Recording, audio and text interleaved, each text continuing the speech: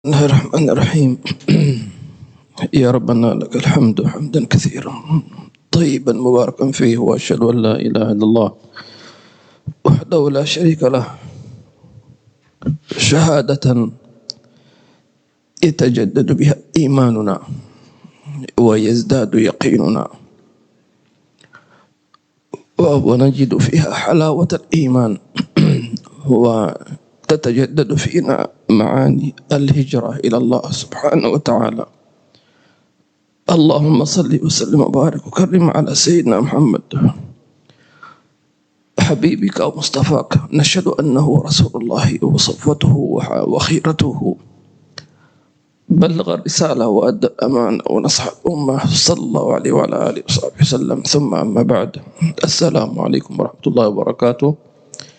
ونحن وإياكم في بداية عام هجري جديد، وأسأل الله عز وجل أن يربطنا وإياكم بصاحب الهجرة، وهو أن يرزقنا هجرة ما نهى الله عنه ورسوله صلى الله عليه وعلى آله وصحبه وسلم. اللهم زدنا علما وزدنا تقى وزدنا هدى برحمتك يا أرحم الراحمين. أعوذ بالله من الشيطان الرجيم. بسم الله الرحمن الرحيم. الحمد لله رب العالمين، والصلاة والسلام على سيدنا محمد وعلى آله وصحبه أجمعين. In the name of Allah, the most gracious, the most merciful. O Allah, for you is the best of all praises and gratitude. We testify that there is no Lord worthy of worship but Allah subhanahu wa ta'ala. The Prophet Muhammad sallallahu alaihi wasallam is the last of his prophets and messengers, a testification that renews our iman, increases our certainty, and allows us to taste the sweetness of iman, and has built in within it the understanding or the meaning of the migration, the hijrah to Allah subhanahu wa ta'ala. May the best of salutations be passed on the Prophet Muhammad sallallahu alayhi wa sallam. We testify that he is the messenger of Allah sallallahu alayhi wa sallam, and that he passed on the message and fulfilled the trust until his time came.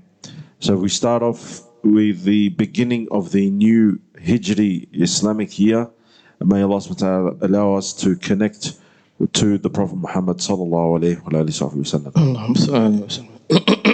انتهينا في الأسبوع الماضي فيما يتعلق ب الله تنزيه المولى عز وجل عما لا يليق به من الصفات، وخلاصتها أن الله عز وجل متصف بكل كمال، كل صفة كمال هو متصف بها، ومنزه عن كل نقصان. أي صفة في ظاهرها أو باطنها نقص فالله منزه عنها. فإن كان بعض الصفات فيما في ظاهرها نقص، أو ما نقول نقص، فيها علامات استفهام فتؤول، لأن اللغة العربية لغة واسعة، لغة واسعة. فمثلا حينما يقول الله سبحانه وتعالى نسوا الله فنسيهم، فممكن واحد يقول كيف؟ هل نقول يا ناسي؟ هل ينسى ربنا عز وجل؟ وهل يقال الله ناسي؟ لا، إنما المقصود النسيان هنا الترك. قال كذلك أتتك آياتنا فنسيتها، أي تركتها، وكذلك اليوم تنسى أي تترك. فاللغة العربية هكذا، ومثلها ويمكرون ويمكر الله، ومثلها الله يستهزئ بهم. تمام. فهذه الصفات ليست على ظاهرها، وإنما متعلقة بجزاء، وجزاء سيئة سيئة مثلها. تمام. فمثلا الكافر الذي كان يهين المسلمين فإنه يعذب بعذاب إيش؟ الهون. تمام. والذي أخذ النبي صلى الله عليه وسلم يعذب بعذاب يسمى عذاب إيش؟ الخزي. واضح؟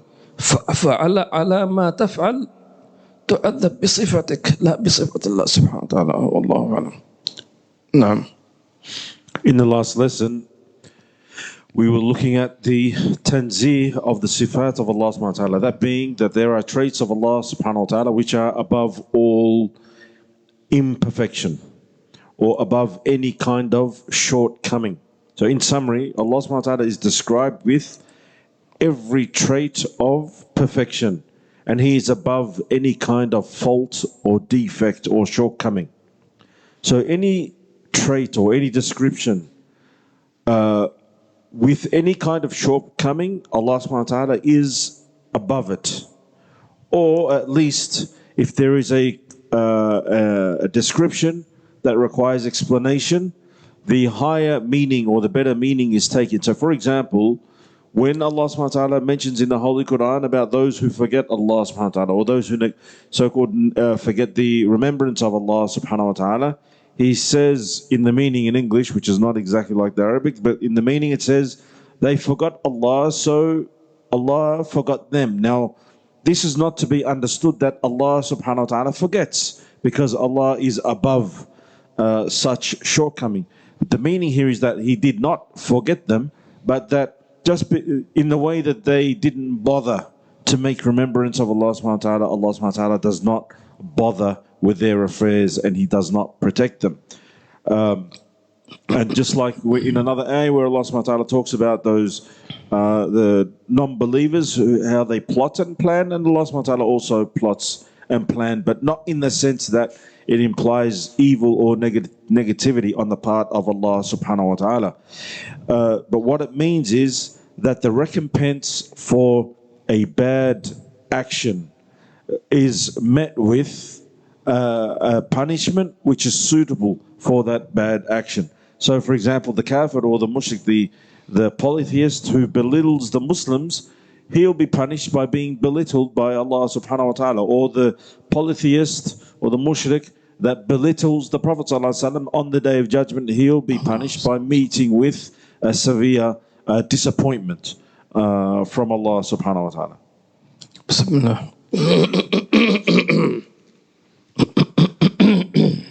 بسم الله الرحمن الرحيم وصلى الله على سيدنا محمد وعلى آله وصحبه وسلم. اللهم صل عليه وعلى من كتاب الحديقة الأنيقة في شرح العروة الوثيقة للإمام في شرح العروة الوثيقة في علم الشريعة والطريقة والحقيقة للإمام الشيخ محمد بن عمر بن مبارك الحضرمي الشافعي رحمه الله تعالى، ونفعنا به وبكم وجمعنا به وبكم ومشايخنا في الفردوس الأعلى رضي الله عنكم وعنكم جميعا.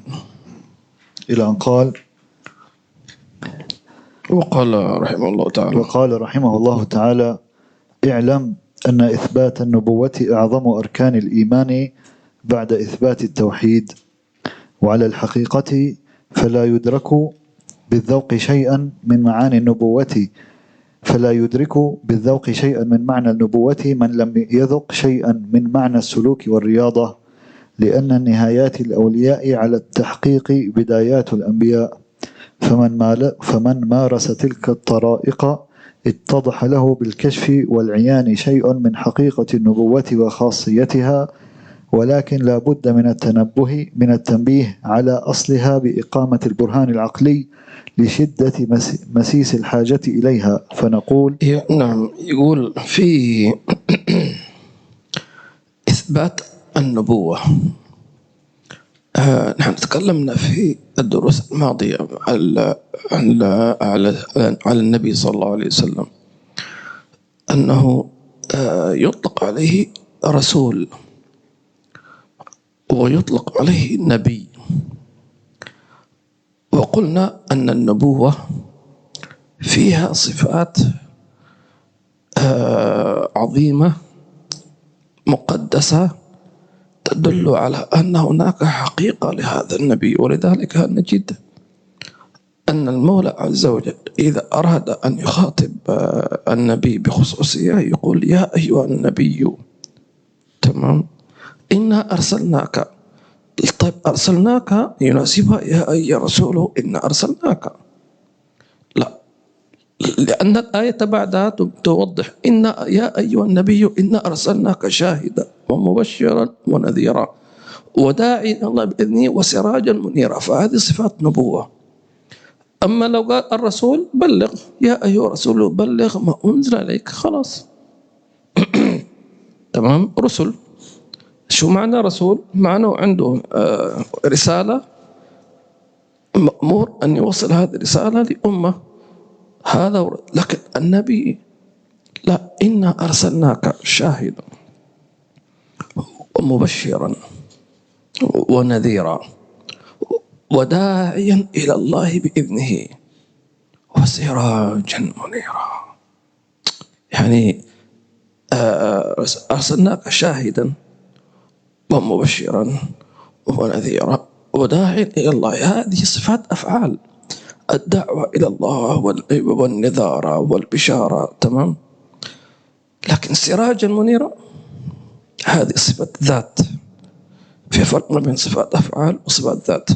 فالسراج المنير هذه من حقائق أو دلائل النبوة. لذلك يقول فلا يدرك بالذوق شيئا من معنى النبوة من لم يذق شيئا من معنى السلوك والرياضة.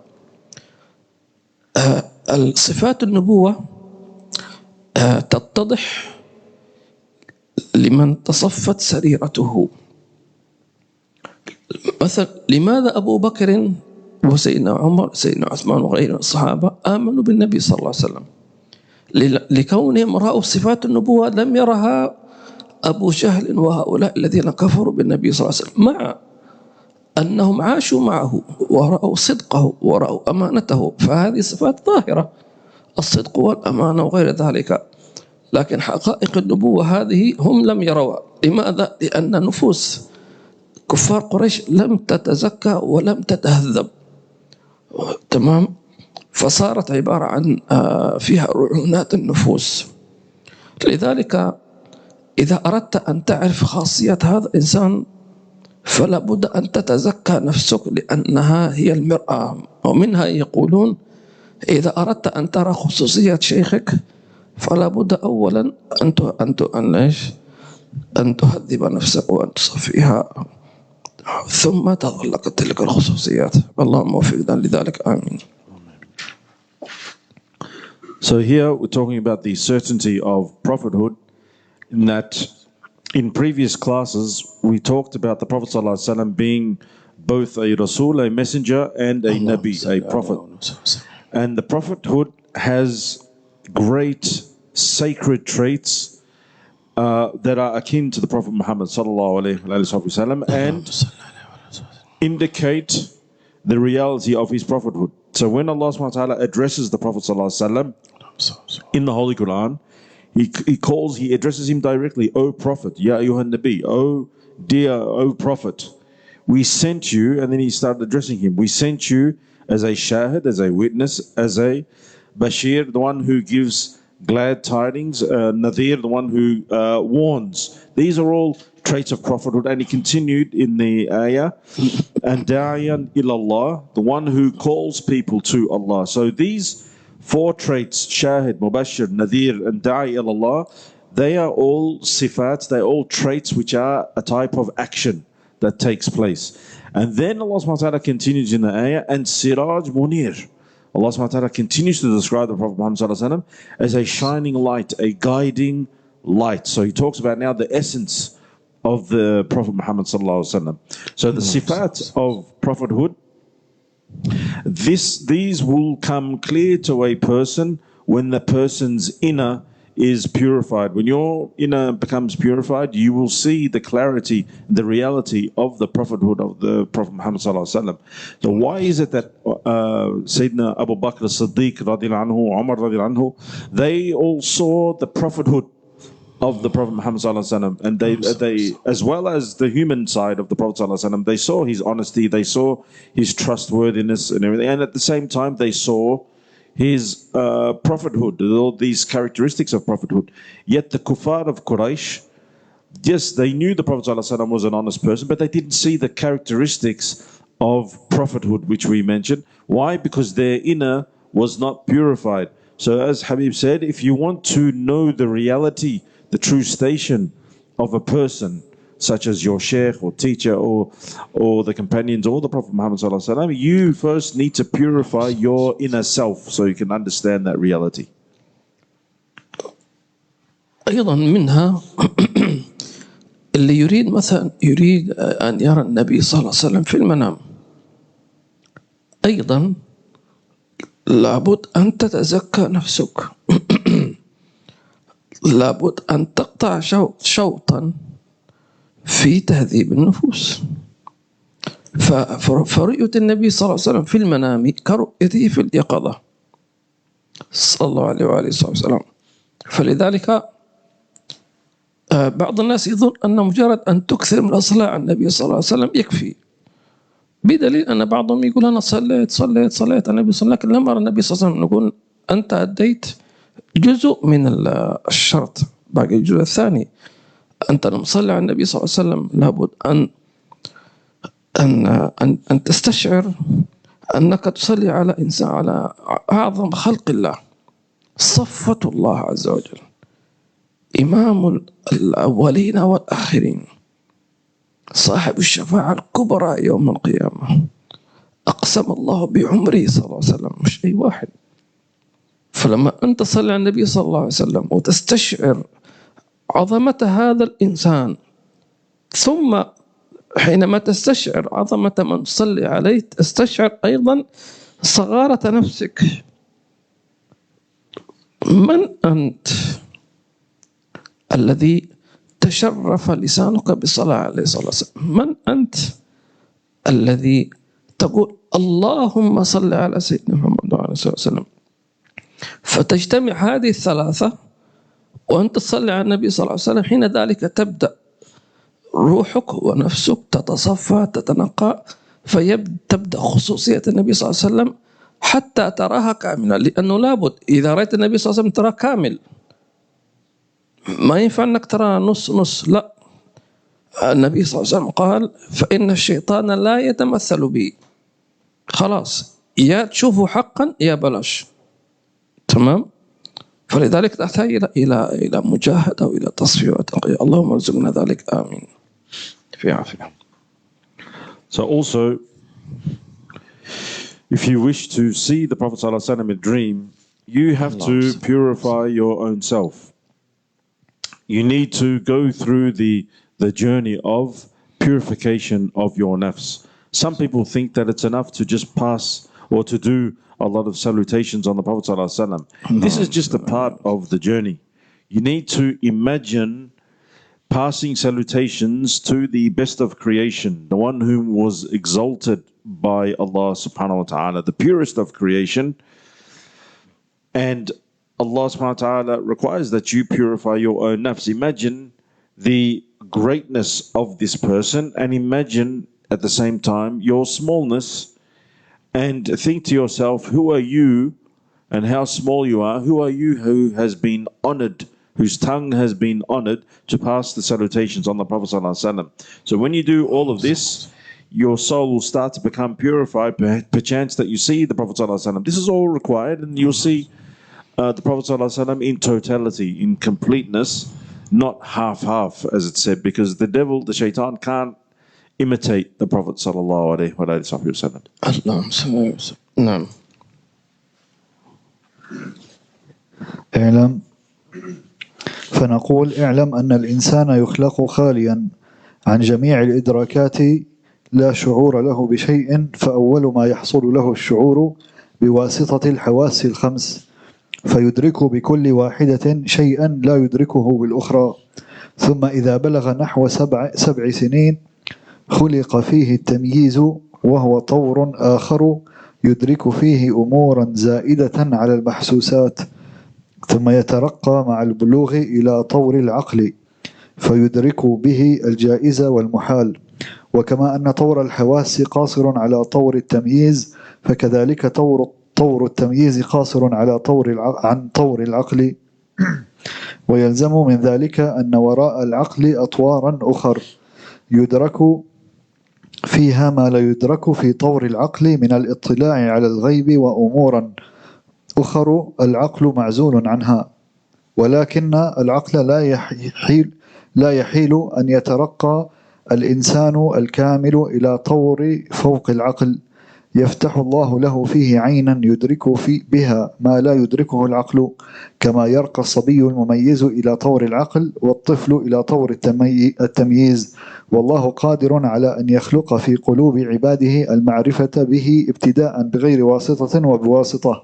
وإذا جاز هذا في العقل وجاءت الرسل بما دل على صدقهم من المعجزات وجب تصديقهم في جميع ما أتوا به.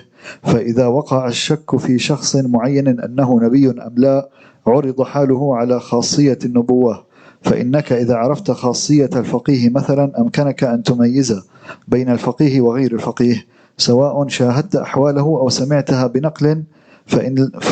فإن من تعلم مثلا طرفا صالحا من الفقه ثم طالع كتب الإمام الشافعي ونظر في تصانيفه حصل له العلم الضروري بحاله. وكذلك إذا فهمت معنى النبوة وخاصيتها وأكثرت النظر في القرآن وفي السنة حصل لك لا محالة العلم القطعي والإيمان القوي بأن نبينا محمدا صلى الله عليه وسلم في أعلى درجات النبوة. انتهى. صلى الله عليه وسلم. هذا كلام جميل، لكن نضرب مثالا لكي نفهم المقصود. طبعا هو يتكلم عن حقيقة النبوة أو دلالات خصوصيات النبوة. يعني لا يكفي أن يقال هذا نبي، لأنه إثبات أن كون نبي تكفي معجزة واحدة وانتهينا. لكن خصوصية هذا النبي صلى الله عليه وسلم يعني هو المقصود إثبات صدق هذا النبي أنه من الله. طيب، قلنا أنه لإثبات شيء يكفي شيء خارق للعادة، خلاص، صح ولا لا؟ نجد أن النبي محمد صلى الله عليه وسلم تنوعت معجزاته، كثرت، حتى صارت المعجزات تكون في ذاته خاصة صلى الله عليه وسلم. مثلا كنبع الماء من بين. Enough that they have one miracle, in other words, a supernatural event attributed to them that brings them into the fold of prophethood. Yet with the Prophet Muhammad sallallahu alaihi wasallam, it is more than this. What's intended is that the prophethood of the Prophet Muhammad sallallahu alaihi wasallam is actually distinguished above all others. So, and we talked about the fact that with a miracle, it's basically an event, a supernatural event that defies all natural laws as we know as human beings. And the Prophet ﷺ had several miracles even within his own person, such as, for example, water sprouting or springing forth from between his fingers. And the companions even related that the water that sprouted forth from the fingers of the Prophet ﷺ was the best water to drink. So the author here mentions, he says that the human being has stages of understanding. So, for example, when a person approaches late or sort of full-grown adult, their understanding is different to the understanding of an early teen. When a person hits the age of puberty. Yet, as a person gets older, the understanding gets wider, if you like. And so the person might reach a point where they say, yes, I understand now, even without even necessarily having to see the event unfold. But when you explain the concept to them, they can understand. Now, with the kuffar of Quraysh, they did not reach that level of understanding where it entered into their intelligence, if you like, because they were blocked. And Habib is going to go into more detail on this. المثال أنه حينما تدرك خصوصية هذا الإنسان تعرف أن لهذه الخصوصية كثير من المعجزات أو خوارق العادات التي يعني تدل على أن هذا الإنسان له مكان عند الله عز وجل. نجد في ليلة الإسراء والمعراج، هذا هو المثال. موقف كفار قريش لم يصدقوا.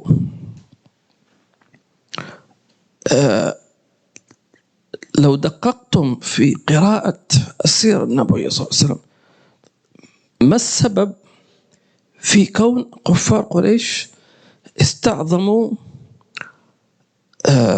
رحلة إسراء المعراج؟ الزمن. قالوا كيف أنت ممكن تذهب من المسجد الحرام إلى المسجد الأقصى ثم يعرج بك السماوات العلى في لحظات، ثم أرده من العرش قبل أن يبرد الفرش. فتوقفوا في مسألة الزمن. لم تستوعب عقولهم أنه ممكن إنسان يسافر من كذا إلى كذا إلى كذا إلى كذا في فترة زمنية يعني قليلة جدا، فلم يستوعبوا فكذبوا. لماذا؟ لأن إدراكهم محدود.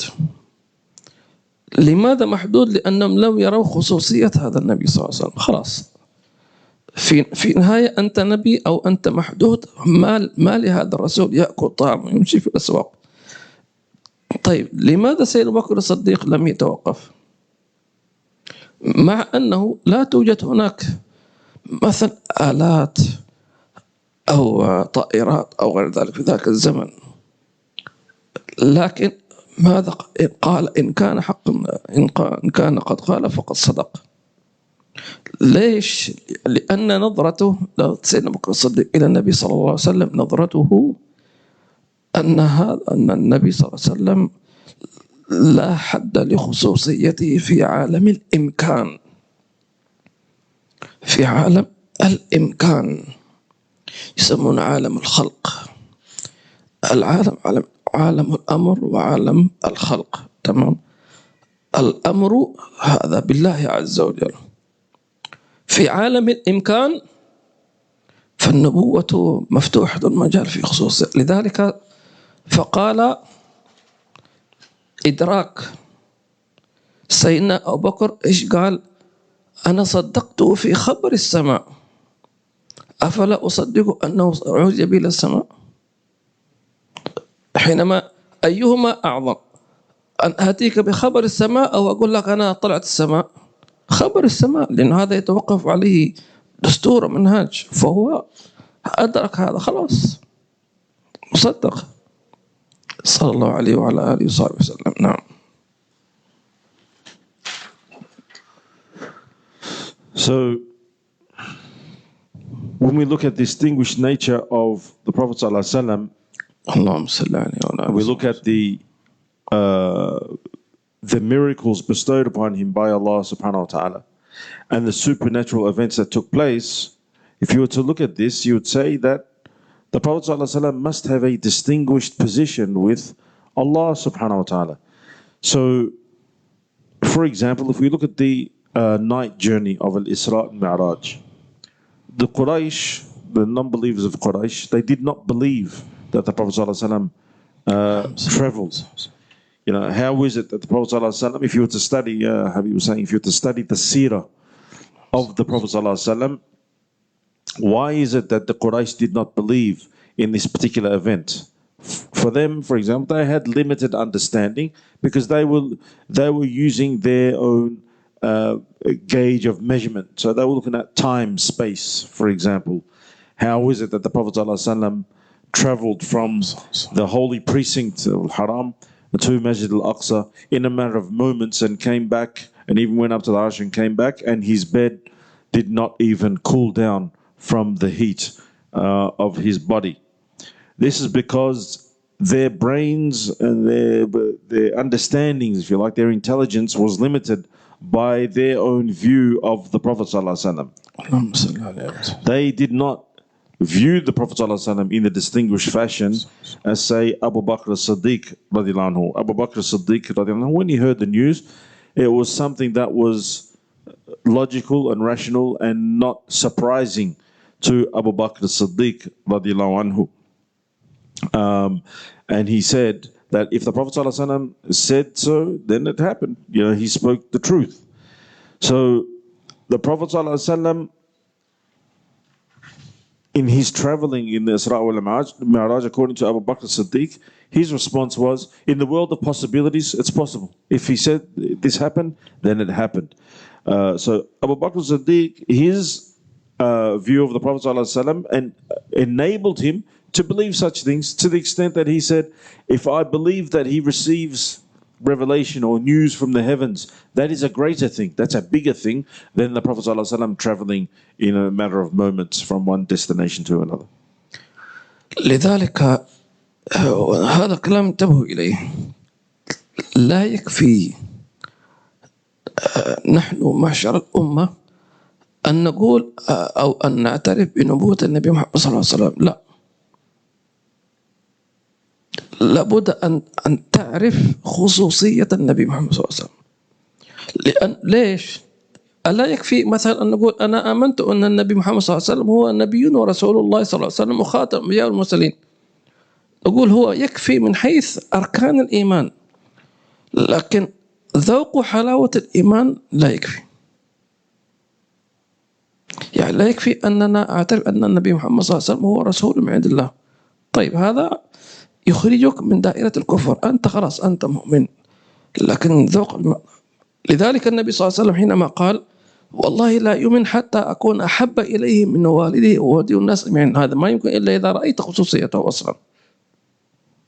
طب أنا يا رسول الله أنا خلاص أنا آمنت أنك رسول الله ومصدق ولن تكذب، ما يكفي في ذوق، والله لا يؤمن.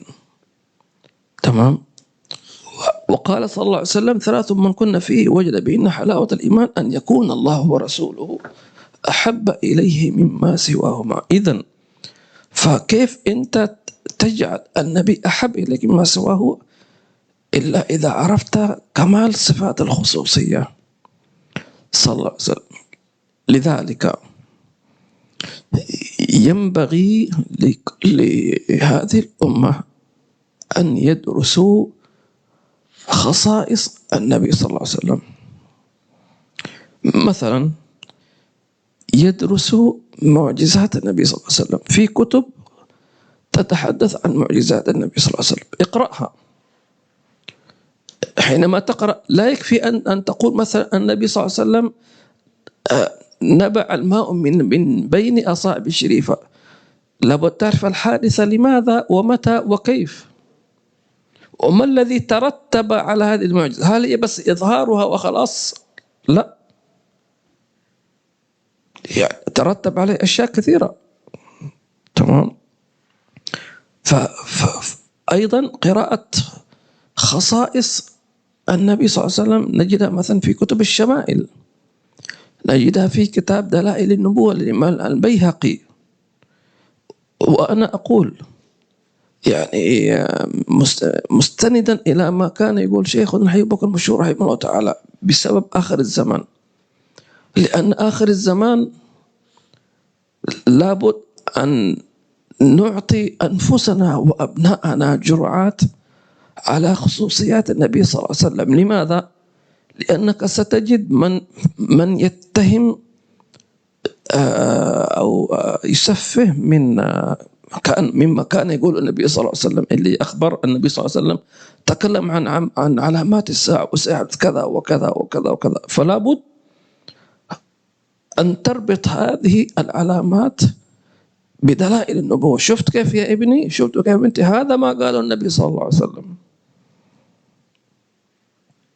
لأنه لما ابنك لو أنت قرأت البخاري وغيره هذا كله كلام يعني زي ما يقولوا نظري، لكن تقول له شوف يا ابني هذا النبي قال كذا كذا، أوه عجيب سبحان الله، تراه عيانا. فلذلك لابد أن نطعم أبناءنا وبناتنا بل حتى أنفسنا بمعجزات النبي، أن نظهرها في آخر الزمان صلى الله عليه وعلى آله وصحبه وسلم. أسأل الله عز وجل أن يعيننا وإياكم على ذلك. آمين. So here we need to pay attention to this part where it's not enough for us as believers to just acknowledge the prophethood of the Prophet Muhammad sallallahu alaihi wasallam. this is only enough for you to say that the Prophet ﷺ is a prophet of Allah. That only takes you out of the realm of disbelief, and that it's one of the articles of Iman. But it's not enough. For you to be able to taste the sweetness of Iman, you need more. You need to understand the distinguished nature of the Prophet Muhammad ﷺ. As the Prophet ﷺ taught us, he says that regarding him and his essence and him as a person, the creation of Allah subhanahu wa ta'ala, he has to be more beloved to us than our own father, mother, children, and all the people put together. And he says in another narration that Allah and His Prophet ﷺ need to be the more beloved than anyone to us. So how is it that we can come to love the Prophet Muhammad ﷺ? It's through understanding the completeness and the perfection of his distinguished nature in the sight of Allah subhanahu wa ta'ala. So therefore, it is compulsory upon each of us, it's compulsory upon the ummah to know and learn the distinguished characteristics of the Prophet Muhammad sallallahu alaihi wasallam. And there are books that describe and explain the nature of the Prophet Muhammad sallallahu alaihi wasallam, his character and his appearance. When we study, when Habib mentioned about the water sprouting from between the fingers of the Prophet Muhammad sallallahu alaihi wasallam, we have to understand, why did the water come forward? What was the situation? How did it come forth? Understanding the full scenario as to why would give us even better appreciation. Also, to read the books of Shama'il, talking about the description of the Prophet Muhammad sallallahu alaihi wasallam, or to read Dala'il al-Nubuwwah by Imam al-Bayhaqi, and the beloved Abu Bakr, Habib Abu Bakr Mashhur, who recently passed away, Allah yarhamu, he emphasized the importance of teaching the distinguished nature of the Prophet Muhammad ﷺ to our children, especially we're finding in this zaman, in this time that we are living in, those people who downplay the prophethood of the Prophet Muhammad ﷺ. But when we study, for example, and it's a science, it's a complete section in our deen, and that is studying the signs of the hour, signs of the day of the judgment.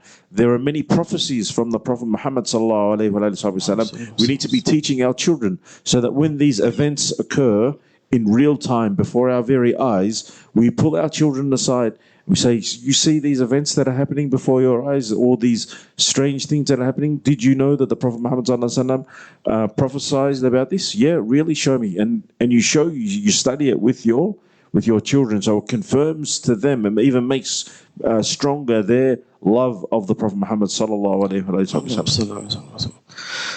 لذلك نجد مثلا في السلف عندنا يؤلفون كتب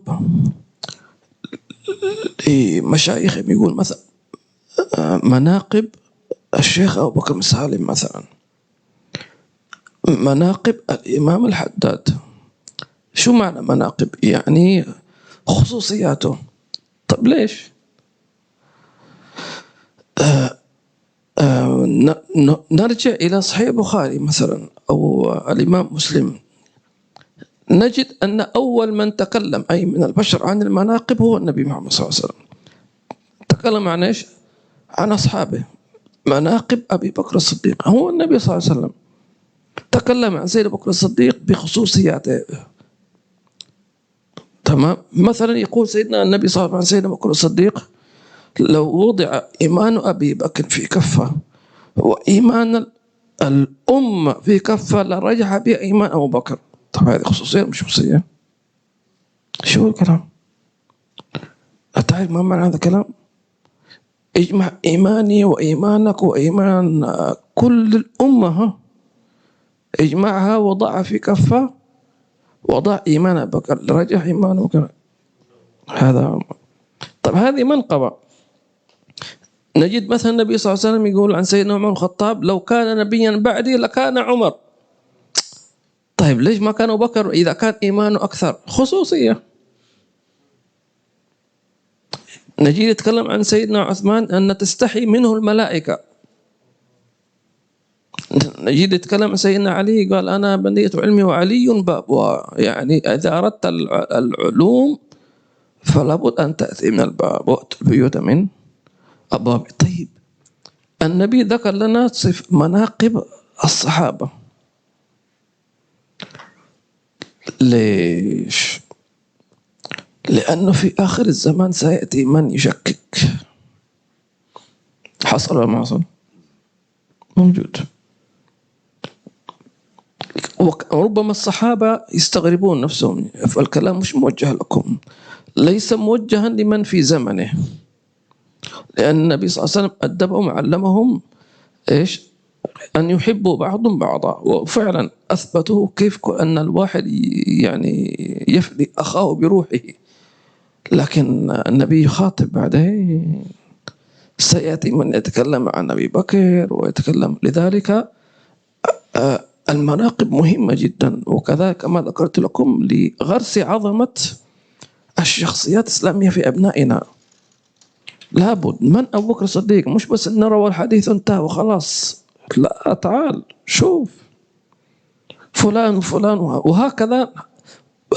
وتسلسل هذا حتى في المشايخ، فتجد أن المريد يتكلم عن شيخه مناقب. الحبيب بكر مشهور مثلا، مناقب الحجاج عبد القادر. فكل طالب أو كل مريد يكتب ما ظهر له من خصوصيات الشيخ، لكن بشرط إيش؟ تصفية نفس.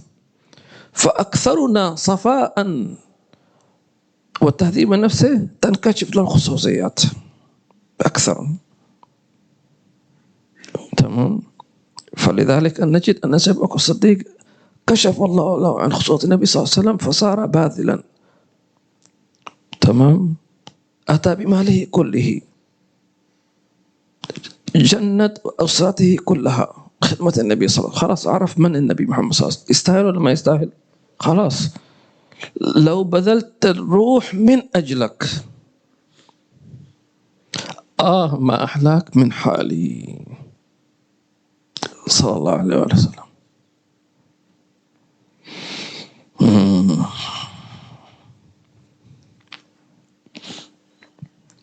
يقول الحبيب علي الحبشي، يقول نسكر إذا ما سمعنا منه لفظة تعال. شوف السكر هذا نسكر، سكر الروح إذا ما سمعنا، إذا قالوا النبي يا تعال، نسكر إذا ما سمعنا منه لفظة تعال.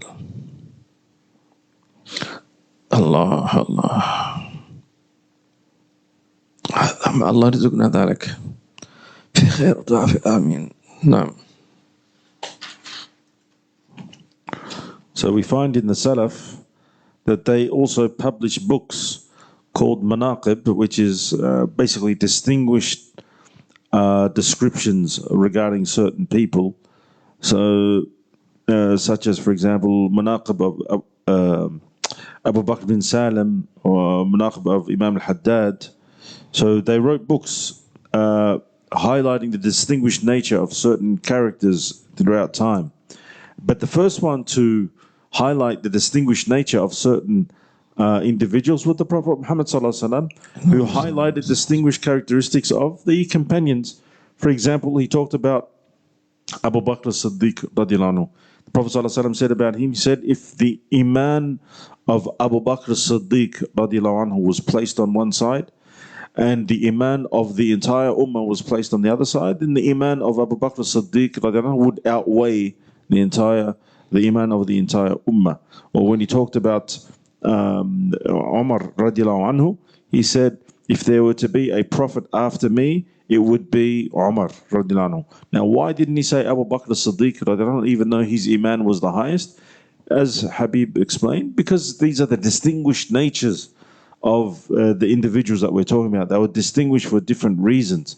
And he talked about Uthman radiallahu anhu, that he was so bashful in nature, he had so much hayat that even the angels were bashful in his presence. And he talked about Sayyidina Ali karamallahu wajha. He said, if I'm the city of knowledge, Ali karamallahu wajha is the door to that city. So the Prophet ﷺ, he recalled the distinguished nature of the companions. Why did he do this? Why was it necessary for him to do this? Because he knew that a time will come where there'll be people in the ummah throughout time that will place doubt in such individuals. The problem was not amongst the companions themselves, because the Prophet ﷺ, he taught them to love each other and to have an altruistic nature towards each other. So therefore we need to teach our children these distinguished natures. Also, the students would write about their mashayikh, murids would write about their mashayikh, their teachers. But also it would on the condition that it required that the murid, the student, need to have a purified state, a purified nafs. So if the nafs is pure, it's purified, then Allah subhanahu wa ta'ala reveals to that person the reality of the person that they are talking about.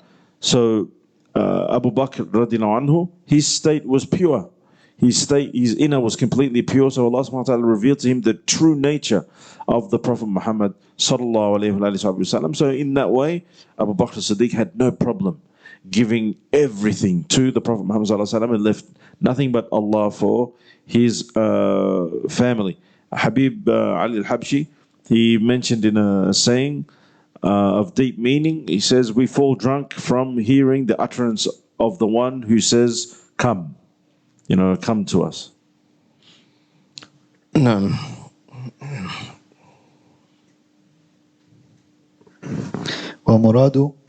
ومراده بخاصية النبوة أن الأنبياء بشر كغيرهم ولا يتميزون عن سائر أبناء جنسهم إلا بالمعجزات الخارقة للعادات التي يقطع العقل بأن مثل ذلك خارج عن طوق البشر، فكل ما أظهره الله تعالى من خوارق العادات على أيدي الأنبياء عليهم السلام مما يعجز البشر عن الإتيان بمثله فهو من دلائل نبوتهم وبراهين صدقهم، لأنه لما كان لا يمكن أن يفعل ذلك الفعل إلا الله كان ظهوره بمثابة التصديق منه لهم، فهو قائم مقام قوله تعالى صدق عبدي فاتبعوه. نعم. إذن ذكر لنا ما المراد بخاصية النبوة اللي هي التأييد بالمعجزات. تمام. الظاهرة والباطنة، لكن في كل زمن له معجزاته. الحين مثلا في الزمن هذا كيف يمكن أن تغرس خصوصية النبوة في قلوب أبنائك؟ هم لم يروا النبي صلى الله عليه وسلم لكن آمنوا. في نفس الوضع يسمعون الآن تشويش من العالم الخارجي، تشويش شديد، فتن شديدة. هنا لإثبات خاصية النبوة في قلوبنا أو قلوب أبنائنا كما ذكرنا أن نربط أحداث العالم اليوم بما قاله صلى الله عليه وسلم. هذا من أقوى دعائم التثبيت، وهذا كان الصحابة فعلوا ذلك بعد وفاة النبي صلى الله عليه وسلم. ترى الصحابة هم عاشوا مع النبي صلى الله عليه وسلم، لكن أبناؤهم ولدوا بعد ذلك، ولما رأى المؤمنون الأحزاب قالوا هذا ما وعدنا الله ورسوله وصدق الله ورسوله. تمام. الله الله الله. أيضا في معنى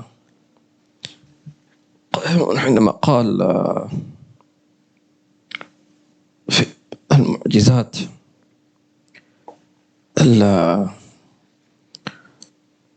الحبيب صلى الله عليه وسلم في له معجزات في في إثبات كمل العارفين بالله عز وجل، لأنه الأجيال هذه تريد يعني نماذج ملموسة يشوفونها. تمام. ربطهم بالمعجزات الحقيقية أنك تجد أن هذا الشيخ أو هذا الحبيب ثابت على هذا المبدأ مع كثرة العوارض والفتن. أنا دائما أقول للطلبة والأبناء عندنا أنه الحي عمر هذا نفعنا به. لو أنت رجعت قبل 25 سنة نفس المبدأ، نفس التوجيه، مع أنه 20 سنة 25 سنة حصلت تغييرات كثيرة في الكون. فأنت حينما تقول لأبنائك شوف هذا الثبات هذا معجز، مش كلام فاضي. ما تقول إنه أنا ثابت يعني هذا أنت أمام في أشياء يعني تزلزل. حتى المولى عز وجل لما ذكر في غزوة الأحزاب ذكر حال الصحابة، قال وزلزل هنالك ابتلي المؤمنون وزلزلوا زلزالا شديدا. زلزال القلوب هذا شيء، لأنه حوصروا خلاص بين الموت خطوة، محاصرين في جبل سلع في المدينة، وقريش وحلفاؤها من اليهود حاصرين، لا أكل لا شرب لا هناك من ينصرهم خلاص. وقريش عادي جالسين بخيامهم جالسين، لأنه النبي صلى الله عليه وسلم وصحابه محصورون، ما معهم طعام، وإذا كان معهم الطعام سينفد سينتهي. سيدنا سلمان حفر الخندق. الشاهد قال الله عز وجل هنالك ابتلي المؤمنون وزلزلوا زلزالا شديدا. الله. لذلك في قصة الأحزاب أظهر الله عز وجل بعضا من خصوصيات النبي محمد صلى الله عليه وسلم، ورآها سيدنا حذيفة ابن اليمان، بل ورأوا كيف أن النبي صلى الله عليه وسلم ضرب الصخرة التي عجز الصحابة عن ضربها، آية من آيات الله.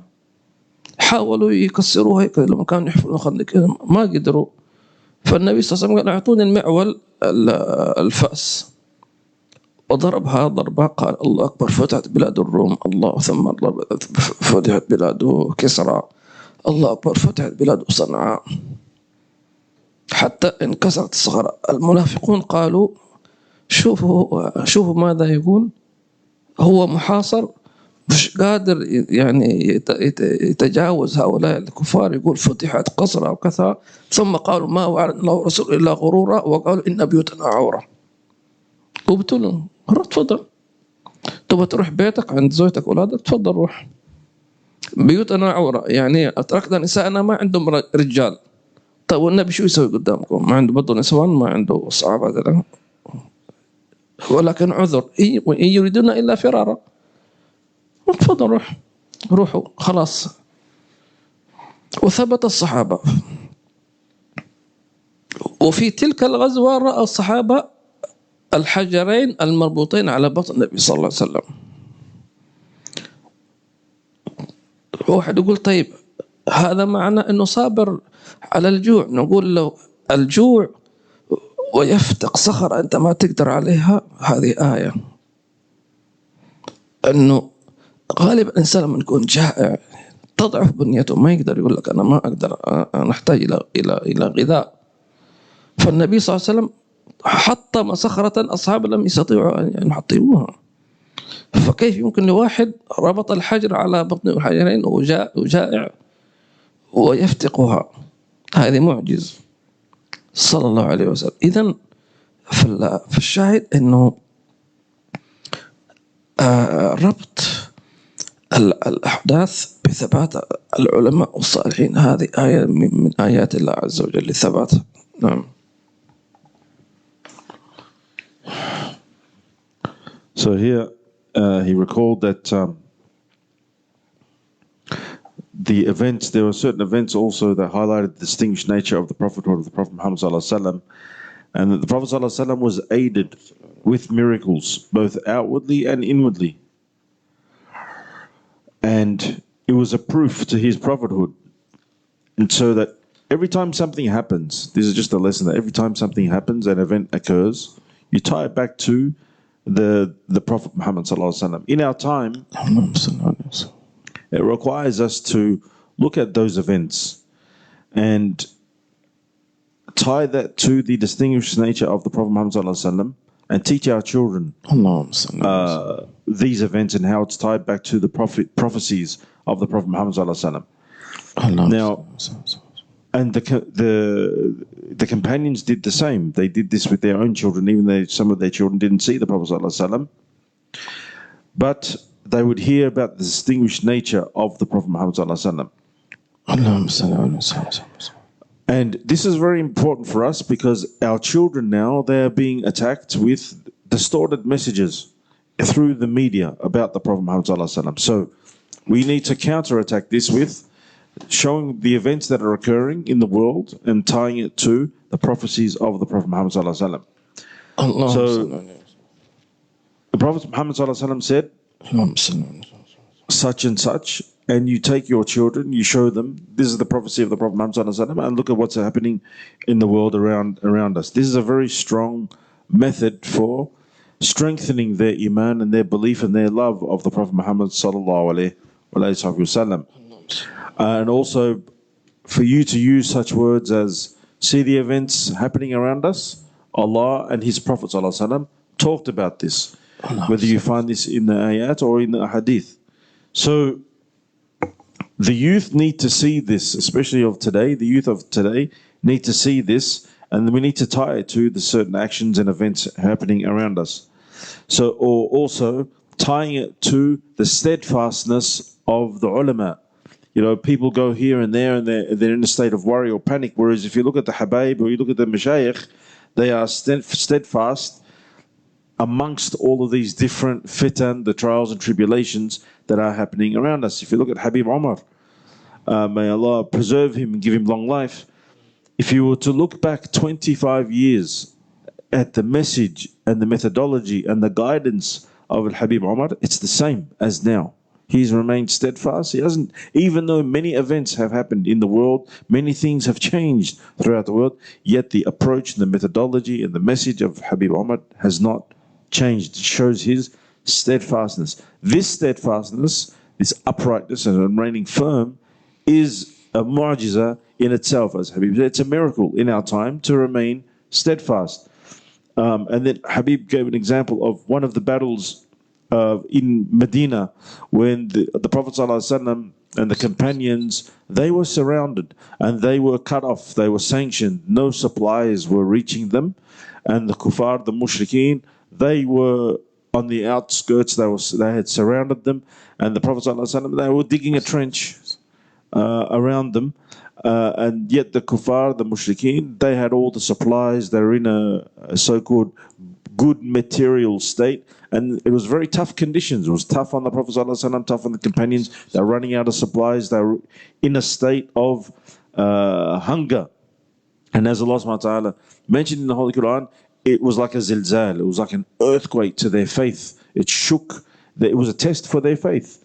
Yeah, so in this battle of Al-Ahzab, Allah subhanahu wa ta'ala talks about the characteristics of the companions and the characteristics of the munafiqs, also the hypocrites at the time.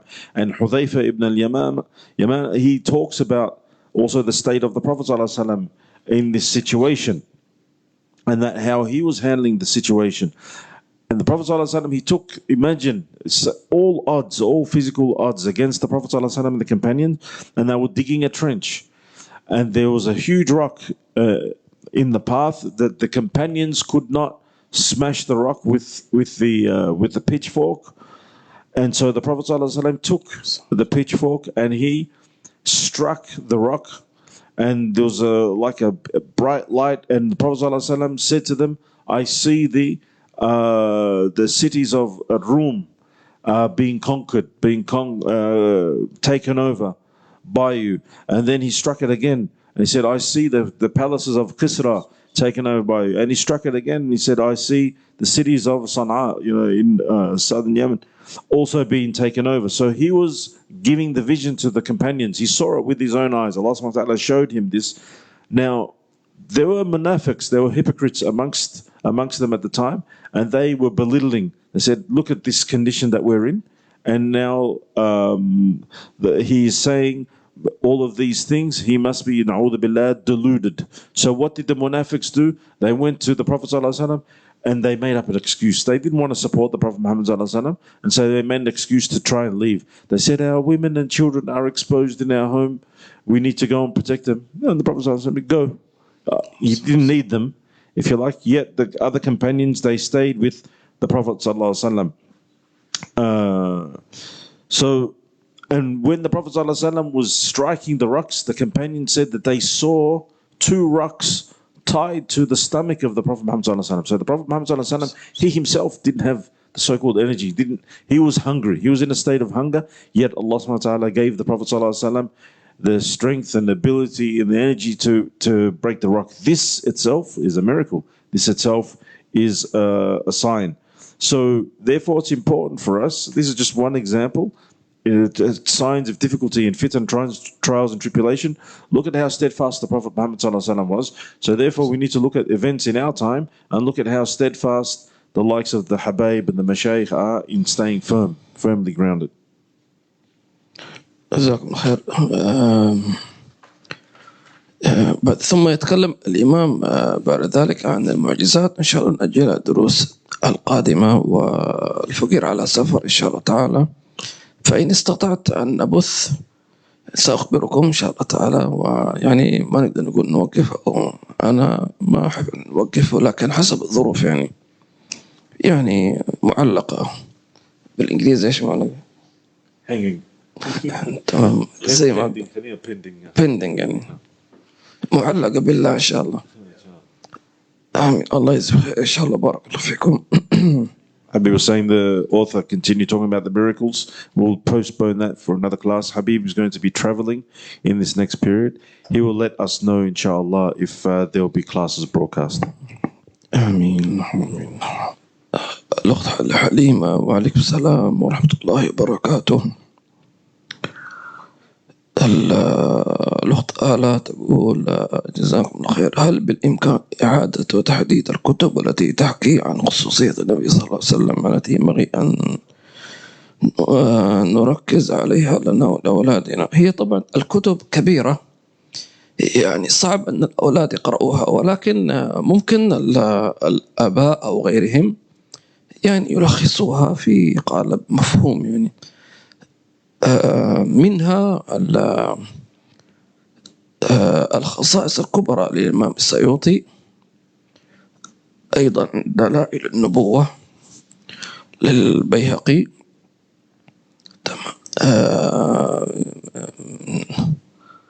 غاية السؤال الأول من كتاب ثاني، الشمائل المحمدية، مش مختصر، الشمائل المحمدية الإمام الترمذي في مختصر، لكن ممكن المختصر لأطفال ممكن، نعم لا بأس إن شاء الله. طيب، محمد شبير، حياك الله محمد شبير، بارك الله فيك. ممكن يا أخت آلاء أنه بداية الحديث عن معجزات النبي صلى الله عليه وسلم، تمام، ثم بعد ذلك تأتي الخصوصيات. ويعني أغلب المعجزات ظهرت في بداية الدعوة، في التحدي مع قريش، أيضا في بعض الغزوات، نعم. ونركز على المعجزات التي مذكورة في القرآن الكريم كالإسراء والمعراج. هذه يعني إن شاء الله تعالى فيها فائدة كبيرة. الله الله الله. محمد شبير، جزاك الله محمد شبير، ويشكرك يا أحمد على الترجمة. محمد، وعليكم السلام ورحمة الله وبركاته يا محمد، وجزاك الله خيرا. السيد عادل الهاشمي، وعليكم السلام ورحمة الله وبركاته، وبارك الله فيك على نيتك لحضورك الدرس.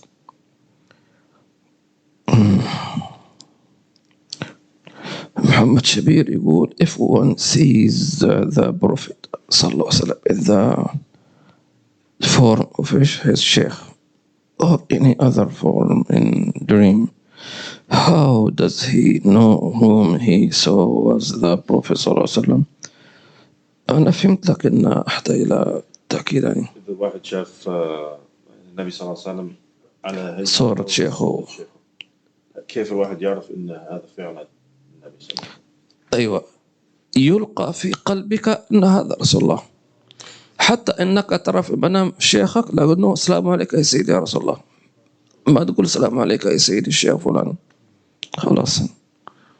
So in the dream, it'll be planted in your heart that this is the Prophet sallallahu alaihi wasallam, so that you address him as the Prophet sallallahu alaihi wasallam, not as your sheikh.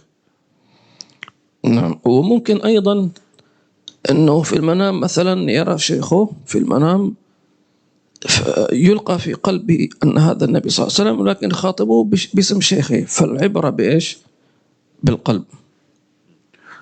At the end of the day, it comes down to the feeling in your heart, regardless of how you address. It's the feeling in your heart if what you saw or who you saw is the Prophet sallallahu alaihi wasallam. طيب عبد الرحمن، جزاك الله خير عبد الرحمن وبارك الله فيك على المتابعة.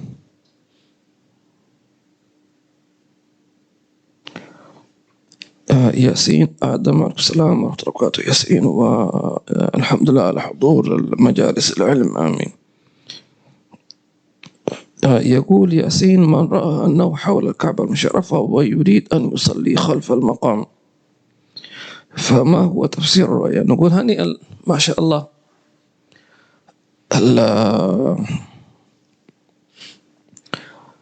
من رأى نفسه أنه حول الكعبة المشرفة تمام وأنه يصلي خلف المقام فهو أولا في يعني دائرة المقربين عند الله عز وجل. أيضا من رأى نفسه أنه دخل البيت الحرام فيدل أنه يتوب إلى الله عز وجل. طيب، والصلاة خلف المقام أيضا من معانيها أنه يتبع له، أو أن هذا الرأي متبع إنسان ذا مقام عند الله عز وجل. يعني إذا كنت تتبع الشيخ معين فهذا يعتبر مقام أنت تتبعه، لأنك صليت عند مقام سيدنا إبراهيم عليه السلام، فأنت حينما تصلي في بيتك أو فأنت أخذت مثلا العلم أو تتلقى التوجيهات من شيخ معين، فيدل إن شاء الله على أنك إن شاء الله يعني على وجهة صحيحة إن شاء الله تعالى بإذن الله.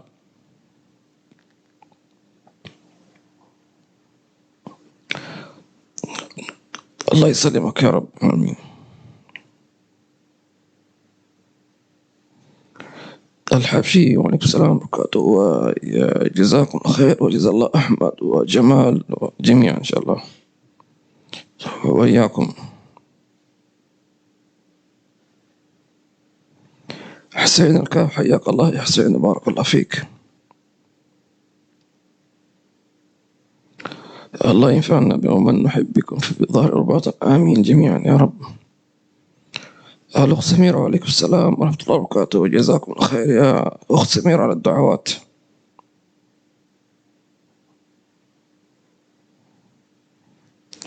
في سؤال ممكن تقرأ؟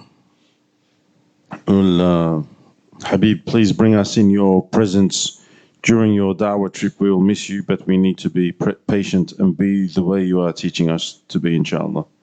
يعني بيقول يا حبيب، يا ريت تاخذنا معك في رحلتك الدعوية، راح نفتقدك، ولكن إن شاء الله نكون صابرين إن شاء الله. إن شاء الله. يعني القلوب إن شاء الله مجتمعة، ولا أرواح مجتمعة، وإن شاء الله يعني أنا إن شاء الله سأجتهد وأحاول أننا نستمر إن شاء الله تعالى بإذن الله في الدرس بإذن الله.